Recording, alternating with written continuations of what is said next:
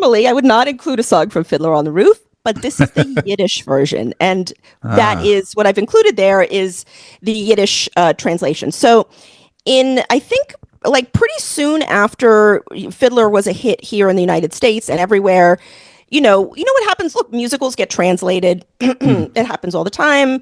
Fiddler has been translated into Japanese famously. The Japanese love Fiddler on the Roof.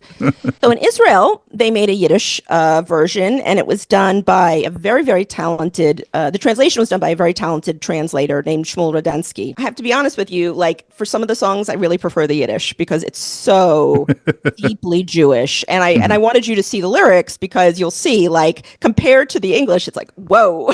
This is the Yiddish version of L'chaim, to life. Chaim soll sein mit Glück, L'chaim. L'chaim, L'chaim soll sein.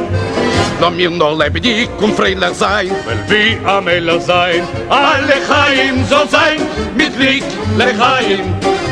L'chaim, L'chaim soll sein. Das Leben ist ein Mischmasch für uns. Macht es bloß als von uns. L'chaim soll sein. Beiso macht ob ich hakecho. Steht bei uns ein Possi. Freuen wir sich doch.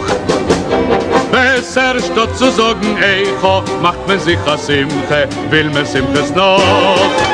Soll sein mit Glück, L'chaim. Feels rich. So I'm curious, you mentioned earlier that this felt somehow more suffused with Jewishness, I guess, than the English. So what to you stands out, especially coming from the Yiddish angle? Well, I mean, my God, the idioms that they use, for example, instead of saying echo, right, let's have a simcha. He rhymes echo and simcha. That's good. I mean, for your listeners who, are not familiar with echa, this is what you say, Tisha B'Av, Book of Lamentations. Yeah. Right? Like, you're not going to get that. That does not appear in Fiddler on the Roof, right? There's also is a simcha, die Freude is a Groß, heint lebst du morgen ois, l'chaim soll kol sein, und macht a koise davke nor a groise. You say it like it's a party, the happiness is big. Today you live a whole day through. A toast should be a raise a glass, of course, only a big one. It's nice. It's very.